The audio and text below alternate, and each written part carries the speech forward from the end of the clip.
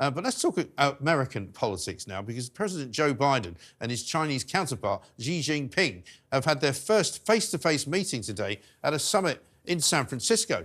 Biden's going to be hoping to walk away from his closely watched summit, having put the US-China relationship on steadier footing after months of tension between the two superpowers. To help discuss how important this meeting actually is, live from the USA, we've got Fox News' Joe Concha. Joe, very good evening, I should say to you, sorry, and welcome back. Thanks for joining us here in London. Of course. They've chosen San Francisco. Interesting choice. Any ideas why they decided to meet up there? Well, it's interesting because here in the United States, no American city has seen a bigger exodus of population out of it than San Francisco, one of the great cities that we have here. And now they're all moving, it seems, to other places like Nashville, Tennessee, or Austin, Texas, or pick a city in Florida, all Republican-led states. So San Francisco, it was an interesting choice because if you went there a week ago, you would not recognize it as far as the homeless camps the size of football fields, rampant drug use, the fact that toilet paper has to be locked up at local pharmacies because there's just so much looting and so much crime. All that got cleaned up. All the homeless were swept away, and suddenly it looks like the shining city on a hill again. It's incredible. It's really interesting when that happens, isn't it? Because you wonder where they've all taken them, where they've all gone. But you're absolutely right. I mean, I have friends who have visited San Francisco. I haven't been there for a long time, but friends who visited recently who couldn't believe the transformation, who couldn't understand how awful it had actually become, and the fact that, you know, California's got this ludicrous rule now, hasn't it, where you can't get prosecuted for shoplifting, for looting, if you take less than $1,000 worth of stuff. Yeah. $1,000 is a lot of stuff, right? So then if it's like, okay, I could take all that and nothing will happen to me, I don't understand the logic in it in any way, shape, or form. And now we've seen not just San Francisco, but Chicago or New York, all these cities run by Democrats where people are leaving. They're saying it is too expensive to live here. It is not safe to live here. And the quality of life is just something that is not what was promised to us. So that's where we are. But also San Francisco, when it wasn't looking like a nice, shiny object that it became with all the homeless swept away, was also turned into, well, let's put it this way. It was impossible to discern from downtown Beijing. I mean, you saw pictures and video of CCC flags and banners. It turned this formerly great American city basically into red China. I mean, could you imagine American flags and banners draped all over China's capital city the next time President Biden visits there? I have a feeling he wouldn't allow that very much, but sure enough, we certainly rolled out literally the red carpet for President Xi and his visit here. That is amazing. We've got a little a video, I think, of Gavin Newsom, the governor, talking about the homeless and what actually happened to them. Let's have a look. Okay. I know folks say, oh, they're just cleaning up this place because all those fancy leaders are coming into town. That's true, because it's true. But it's also true for months and months and months prior to APEC, we've been having different conversations. I mean, these are the kind of words that you want to hear from somebody who has ambitions for the White House. Well, that is true because it's true. I mean, people have spoken about Gavin Newsom as a possible contender, haven't they?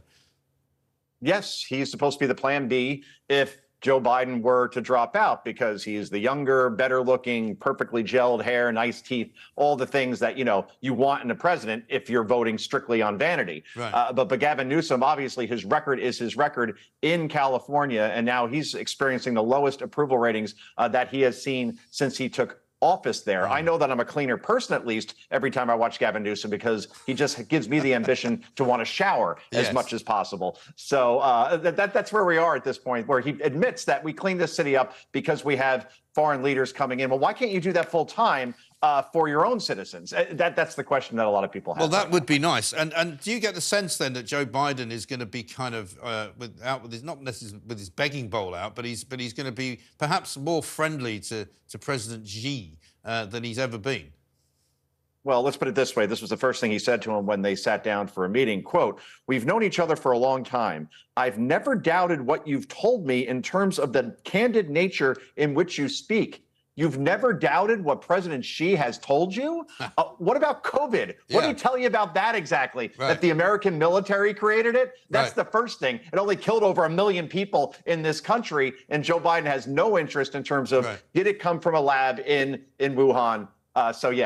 He believes everything that President Xi says at face value. So we got that going for us, which is nice. Well, I mean, I guess the surprising part about what you've just said is that Joe Biden remembers what he told him the last time he met him, because he doesn't seem as if he remembers an awful lot. But, I mean, this is the trouble, isn't it? These guys come to the West, whenever they come to any of the summits, whether it's a G7 or a G8 or a G20 or something like that, you know, they operate in a completely different way. You know, there was one time I remember one of them, he got quite upset because somebody said something in front of a camera to him. I think it might have been Macron.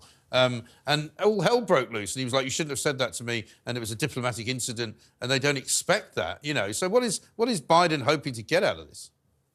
It's all window dressing just to show that he's a strong leader going into 2024, that he could be tough on China. But in the end, all I heard a lot about today was not about COVID and not about China's aggression towards Taiwan or stealing our intellectual property. A lot about climate change was discussed, and how they're going to battle it together, which means basically the U.S. pays for most of it and China just sits back and laughs as we crumble our economy. So if that's the goal, to fight climate change together, we have a president right now that is not in a very strong position. No, that's absolutely right. Now, I've got something else to show you. You'll be very pleased to hear about this, Joe, because we've been checking out what's been going on in Washington as well. And we got some Bernie Sanders information for you. There's been a kind of a threat, which I couldn't quite understand. I thought I was watching one of those Eastern European parliaments, but let's have a look at this.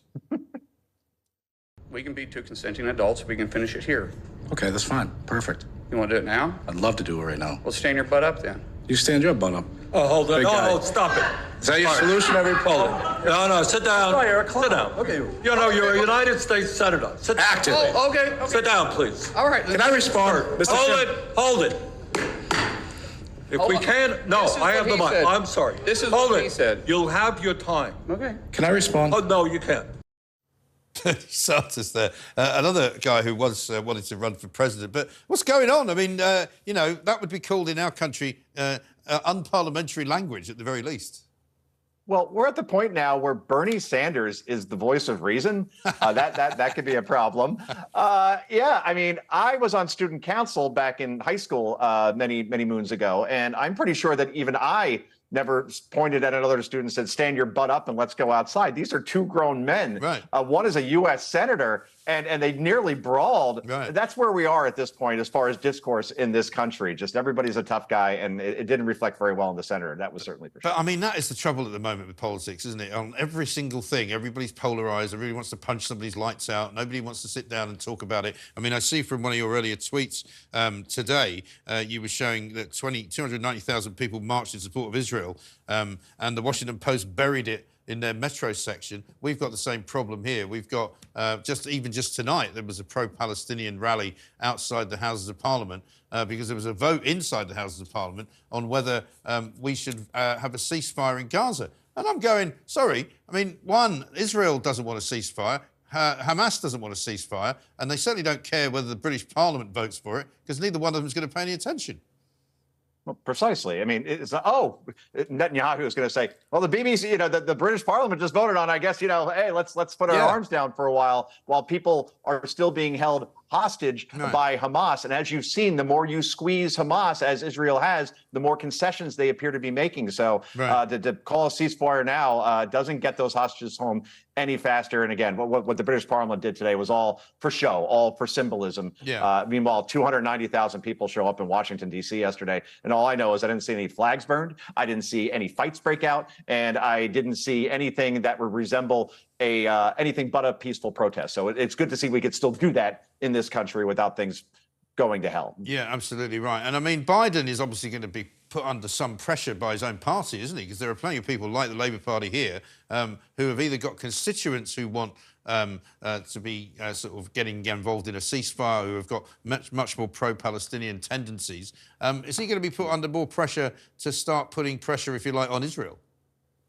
It seems that way, because yesterday, that pro-Israel march that we talked about at the Washington Mall, president very easily could have attended that. Many top lawmakers from this country, the new House Speaker, Mike Johnson, Hakeem Jeffries, the minority House Speaker, they all spoke there in support of Israel. Joe Biden very easily could have walked basically, or even driven a mile to the mall from the White House and attended. And he didn't, because he does not want to inflame the left flank of his party, who thinks that he is too staunchly supportive of Israel and should support a ceasefire. And those voters now are leaving him in droves because they don't like the way things are going over there. But unfortunately, again, people have to remember, it was 5 weeks ago that Hamas invaded Israel and butchered those 1,400 people in the worst possible ways, the worst possible things you could do to human beings. Let's not forget that. Who started this? And the only way you finish it is by to eliminate Hamas, like you would have to eliminate al-Qaeda after 9/11. Well, this is what I say to people, and they always go, oh, it didn't start on October the 7th. But, you know, there was a ceasefire,